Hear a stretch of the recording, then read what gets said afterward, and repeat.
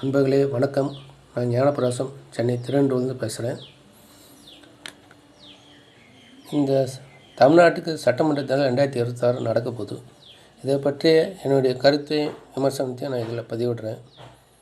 யாருக்கு வாக்களிக்கணும், யாருக்கு வாக்களிக்கக்கூடாதுன்னு நீங்கள் முடிவு பண்ணிங்க. என்னை பற்றி சுருக்கமான அறிமுகம் சொல்கிறேன். நான் பிபிஏ, எம்பிஏ அண்ட் ஏசிஎஸ், இப்போது எல்எல்பி என்ற சட்ட படிப்பும் படிச்சுட்டுருக்கேன். நான் ஒரு 20 வருஷம் முன்னாடியே மக்கள் சக்தி இயக்கத்தில் டாக்டர் எம்எஸ் உதயமூர்த்தி தலைமையில் நிறைய சமூக சேவை பண்ணியிருக்கேன். அதுக்கப்புறம் திரு தமிழறிமணியன் அவர்களுடைய காந்திய மக்கள் இயக்கத்தில் 5 வருஷம் இருந்திருக்கேன்.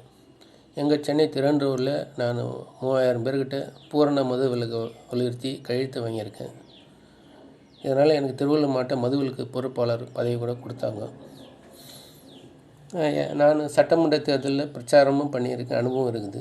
நேரடி அரசியலில் பங்கேற்றிருக்கேன். இப்போ நான் எந்த கட்சியிலும் இல்லை. அந்த காந்திய மக்கள் இயக்கம் தலைவர் திரு தமிழறிமணியன் எப்போ ரஜினிகாந்தை ஆதரித்தாரோ அப்போ அந்த இயக்கத்துலேருந்து வெளியே வந்துட்டேன். ஏன்னா தமிழ்நாட்டை தமிழ்னா ஆளணுன்ட்டு நான் முடிவாக இருக்கேன். தமிழ்நாட்டில் வேறு பிற மொழிகால வரலாம், வாழலாம், எல்லாம் பண்ணலாம், கல்யாணம் கூட பண்ணிக்கலாம். ஆனால் முதல்வர் பதவியில் அளவுக்கு உயர் பதவி அடைக்கிறது என்னால் ஏற்றுக்க முடியல. இப்போ நான் எந்த கட்சியும் இல்லை, நான் எந்த கட்சியும் சார்பு இல்லாமல் நான் எனக்கு கருத்தை சொல்கிறேன். இந்த வீடியோவை நான் பதிவு நிறைய எழுதி தான் பழக்கம். நான் வீடியோ பொதுவாக அதிகமாக போகிறதில்ல, எனக்கு பேச்சு எனக்கு அவ்வளோ சரியாக வராது. ஆனால் இப்போ எல்லாருமே படித்தவன் படிக்காதவன் எல்லாருமே வீடியோ தான் பார்க்குறாங்க. யாரும் படிக்கிறதில்லை, பக்கமே எதாலும் படிக்கிறதில்லை. அதனால் முகநூலில் ஷார்ட்டாக போட்டால் கூட யாரும் பெருசாக படிக்கிறதில்லை, ஆதரவு இல்லை. இப்போ எல்லாருமே இன்ஸ்டாகிராம் ரீலு தான் பார்க்குறாங்க. ஸோ அதனால் நான் இந்த வீடியோ போடுறேன். இப்போது இந்த கடந்த 60 ஆண்டுகளாக நம்ம காங்கிரஸுக்கு அப்புறம் இந்த திராவிட கட்சிகள் மாறி ஆண்டுருக்காங்க. நாம் மாற்றம் வரணும் எல்லோரும் எதிர்பார்க்குறாங்க. இளைஞர்களும் இந்த காலத்து ஜென்சி தலைமுறையும் விரும்புகிறாங்க. பட் யாருக்கு வாக்களிக்கிறது? இப்போ எனக்கு சட்டத்தேர்வு நடந்திருக்கு. இப்போ ஃபேமிலியில் கூட போயிட்டுருக்கு. இப்போ நான் பொதுவாகவே தேர்வுக்கு படிக்கும்போது என்ன படிப்போம், நிறைய புக்ஸ் எல்லாம் படித்து, ரெஃபரன்ஸ் புக்கெல்லாம் படித்து அப்புறம் தானே எக்ஸாம் எழுதுவோம். அதே போல் நம்ம ஒரு தேர்தல் நடக்குதுன்னா அதுக்கு யார் எந்த கட்சி வாக்களிக்கணும்னா அந்த கட்சியோட தேர்தல் அறிக்கையெல்லாம் வாங்கி படிங்க. அப்புறம் அந்த கட்சி தலைவருடைய பழைய நடவடிக்கை, இப்போத்திய நடவடிக்கை, அவங்க செயல்பாடுகளை அலசி ஆராய்ங்க. அப்போ உங்கள் பகுதி வேட்பாளர் எப்படி நல்லவராக கெட்டறான்னு பாருங்கள். குறைஞ்சபட்சம் இதெல்லாம் ஆராய்ஞ்சு நீங்கள் ஓட்டு போடணும். எப்படி தேர்வுக்கு படிக்கிறோமோ தேர்தலுக்கும் இந்த மாதிரி ஆராய்ஞ்சு தெளிவான ஒரு நடுநிலையோடு முடிவெடுக்கணும். நான் திமுகவுக்கு ஏன் வாக்களிக்கூடாதுன்னு சொல்கிறேன்.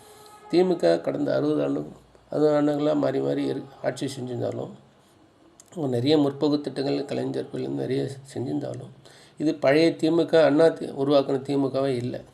அண்ணா பெரியாருடைய எந்த கொள்கையும் இப்போ பின்பற்றதில்லை. அண்ணா மதுவிலக்கு வச்சுருந்தார், கலைஞர் அந்த மதுவிலக்கை தளர்த்தி மதுவை கொண்டு வந்தார். அப்புறம் ஜெயலலிதா அதை டாஸ்மாக கொண்டு வந்தாங்க. நிறைய லஞ்சம் ஊழல் எல்லா இடத்துலையும் நடக்குது. கட்ட பஞ்சாயத்து, ரவுடிஸும் எல்லாமே இருக்குது. அரசியலே ஒரு பணம் போட்டு பணம் எடுக்கிற தொழிலாக மாற்றிட்டாங்க இந்த திராவிட கட்சிகள். ஸோ இந்த திமுக கடந்த 5 ஆண்டுக்கு திமுக ஆட்சியில் எந்த லட்சத்தில் இருக்கின்ற ஒரு உதாரணம் சொல்கிறேன். இப்போது எங்கள் திருவெண்டூர் பகுதியில் சென்னை டு திருவள்ளூர் திருப்பதி நெடுஞ்சாலை ஜனவரி 2021 அளந்துட்டு போனாங்க. நாங்கள் 100 அடி சாலையை பண்ணுவோண்டு. ஆக்சுவலி இது 15 வருஷம் முன்னாடியே 10 வருஷம் முன்னாடியே ஜெயலலிதா பிரிலே 609 கோடி முதல்ல 200 அடி சாலைன்னு சொல்லியிருந்தாங்க. ஆனால் அப்புறம் 150 அடி ஆகி அப்புறம் 100 அடியாக ஆகிடுச்சு. ஆனால் சரி 100 அடியாக போடாமல் பார்த்தா எல்லா இடத்துலையும் சாலையை அகலப்படுத்தினாங்க. திருவள்ளூருக்கு அந்த பக்கம், அந்த மாதிரி ஆவடிக்கு அந்த பக்கம் எல்லாம் அகலப்படுத்தினாங்க. ஆனால் திருவெண்டூர் பகுதியை சாலையை இடிக்கவே இல்லை. ஆனால் நடுவில் மீடியன் வேறு வச்சுருக்காங்க. ஆனால் இன்னி வரைக்கும் அந்த சாலையை அகலப்படுத்தலை. அந்த 2021 அளந்துட்டு போனாங்க. 5 வருஷம் ஆகியும் இவங்க அந்த இடிக்கலை. இவங்க எங்கெங்கேயோ ஐடி கம்பெனி அந்த பார்க் இந்த பார்க் கொண்டு வராங்க. ஆனால் இந்த சாலை இன்னும் அகலப்படுத்தாமல் இடிக்காமல் வச்சுருக்காங்க. இந்த லெவலில் லட்சணத்தில் வேலை செய்கிறாங்க திமுக.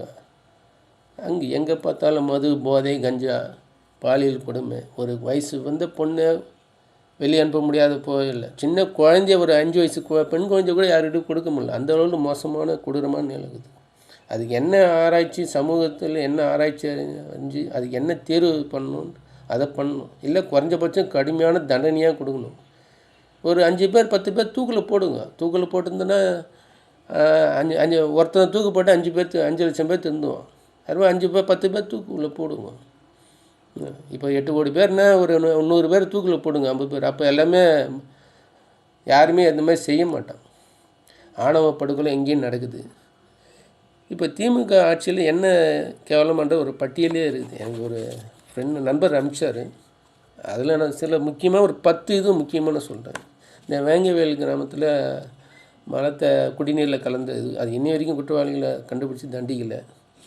நீட் தேர்வு ரத்து போன்றன்னு பொய்யா வாக்குறுதி கொடுத்தாங்க. இவங்க தான் என்ன மத்திய அரசு ஆட்சிக்கு வந்த மாதிரி இது வரைக்கும் ஒன்றும் கிடைக்கல. அப்போ திமுக நிர்வாகி ஜாபர் சாதிக்கு போதைப்பொருள் மேலே வழக்கு. அவருக்கும் எம்எல்ஏ வேட்பாளர் சீட்டு கூட கொடுத்துருக்காங்க. அடுத்து அண்ணா பல்கலை பாலியல் கொடுமை, கள்ளக்குறிச்சியில் கள்ளச்சாராய மரணம், காவலாளி அஜித்குமார் லாக்அப் டெத்து. அப்புறம் சென்னையில் கார் பந்தயம் விடுறாங்க, ஆனால் அவன் குடிக்க தண்ணி இல்லாமல் கஷ்டப்படுறோம். இருக்கிற நீர்நிலைகள்லாம் ஏரி குளம் ஆறு எல்லாம் கழிவு கலந்துருக்கு. அதெல்லாம் தடுக்க சட்டம் இல்லை. பிளாஸ்டிக்கை ஒழிக்கிறேன்னு வந்து மஞ்சள் பை கொண்டு வந்த திட்டம் ஒன்று. ஆனால் பிளாஸ்டிக் உற்பத்தியே தடை பண்ணலையே. பாலித்தீன் கவர்லாம் தடை விற்கக்கூடாதுன்றீங்க. முதல்ல உற்பத்தியே தடை பண்ணலையே. இன்னி வரைக்கும் பாலித்தீன் கவர் சுற்றி தானே இருக்குது. அதுக்கப்புறம் கருணாநிதிக்கு பேனா வைக்கிறாங்க. இதெல்லாம் தேவையில்லாத ஆணி. இப்போ செந்தில் பாலாஜி அதிமுகலேருந்து ஊழல்வாதி, அவரை எங்கேயா சேர்த்துரு இங்கே ஜெயிலுக்கே போயிட்டு வந்தார் அவர். இப்போ தூய்மை பணியாளர்கள், அரசு பணியாளர்கள்னு தற்காலிக ஆசிரியர்கள் எல்லாம் போராட்டம் பண்ணுறாங்க. எங்கே பார்த்தாலும் போராட்டம். ஒன்றும் சிங்கப்பூர் மாதிரி ஆக்குறேன்றாங்க. சிங்கப்பூர் 1 பில்லியன் பொருளாதாரன்ட்டு ஆகுன்றாங்க, கதை அடிக்கிறாங்க. ஆனால் சிங்கப்பூரில் எங்கேயாவது அரசே மாதிரி மது விற்குமா நான் கேட்குறேன். இந்த மதுக்கடையை முதல் கழுத்தில் மூடுவேன்னு சொன்னார் கருணாநிதி கடைசி காலத்தில். ஆனால் அது அட்லீஸ்ட் குறைக்கிறேன்னு குறைக்கவே இல்லை. ஜெயலலிதா ஒரு 500 கோடியாக குறைச்சாங்க. இது ஒன்றுமே குறைக்கல. எங்கே பார்த்தாலும் ஊருக்கு 4 கடை தான் தந்துருக்கு. ஒன்று எங்கேயும் லஞ்சம் ஊழல் எங்கே பார்த்தாலும். சரி, திமுக நல்ல திட்டங்களே இல்லை இருக்குது ஒரு சிலர். இந்த காலை உணவு திட்டம் பள்ளி மாணவர்களுக்கு, அப்புறம் இந்த கல்லூரி பெண்களுக்கு உதவித்தொகை கொடுக்குது. உண்மையிலேயே நல்ல திட்டங்கள். ஆனால் சில முக்கியமான இன்னொரு குறையும் சொல்லணும். இந்த மகளிர் உரிமை தொகை. இந்த மகளிர் உரிமை தொகையை ரொம்ப முதல் முறையாக கமல் தான் சொன்னார். அது மகளிர் உழைப்பு மதிக்கணும், அவங்களுக்கு சுய வேலைவாய்ப்பு உருவாக்கும், அந்த நோக்கில் தான் மகளிர் உரிமையை பற்றி சொன்னார். ஆனால் இவங்க தப்பாக புரிஞ்சுன்னா என்னன்னு தெரில, பணம் கொடுக்க ஆரம்பிச்சிட்டாங்க. முன்னெல்லாம் தேர்தல் அப்போ அப்படி கழுத்து கும்பிட்டு பணம் கொடுப்பாங்க, ரகசியமாக கொடுப்பாங்க, பணமோ பொருளோ. இப்போ தேர்தலுக்கு முன்னாடியே நான் 1000 கொடுக்குறேன் 2000 கொடுக்குறேன்னு எல்லாம் ஏலம் விட ஆரம்பிச்சிட்டாங்க. அதுவும் மகளிர் உதவித்தொகைன்றது ரொம்ப கேவலமான திட்டமாக இருக்குது எனக்கு. ஏன்னா அது எவன் கொண்டாடி எவன் பணம் கொடுக்குதுன்னு தெரில. இப்போ வீட்டில் இருக்கிற ஆம்பளைங்கள்லாம் டம்மி பீஸ் ஆகிட்டாங்க. ஏற்கனவே கொடியை கொடுத்து கற்று வச்சிட்டாங்க, பொம்பளைங்களுக்கு பணம் கொடுக்குறேன்னு. இது கேவலமாக இல்லை. எதுக்காக 1000 ரூபாய்? நீங்கள் யார் தர்றது? எங்களுக்கு உழைக்க வேலை வாய்ப்பு கொடுங்க, அதை பாதுகாப்பாக தொழில் நடத்த வாய்ப்பு கொடுங்க. அதை பண்ணதை விட்டுட்டு இதெல்லாம் எதுக்கு? தேவையில்லாத இதெல்லாம்.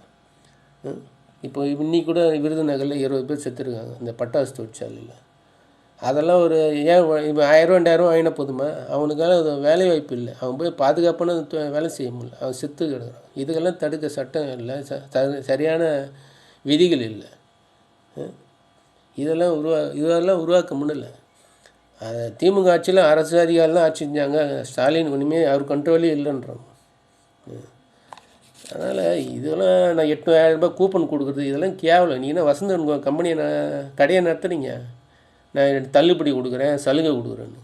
மக்களுக்கு இது உண்மையாக நல்ல கல்வியை கொடுங்க, உயர்தரமாக நல்ல வேலைவாய்ப்பு கொடுங்க, இல்லை தொழில் செய்ய கொடுங்க, விவசாயத்தை முன்னேற்றுங்க, ஆறுகளை நீங்கள் நீர்நிலைகளை பராமரிங்க, கரெக்டாக சுற்றுச்சூழலை மேம்படுத்துங்கன்ட்டு ஒரு நல்ல படித்தவங்க சிந்தித்து பார்த்தீங்கன்னா யாருமே திமுக ஓட்டு போட மாட்டோம்.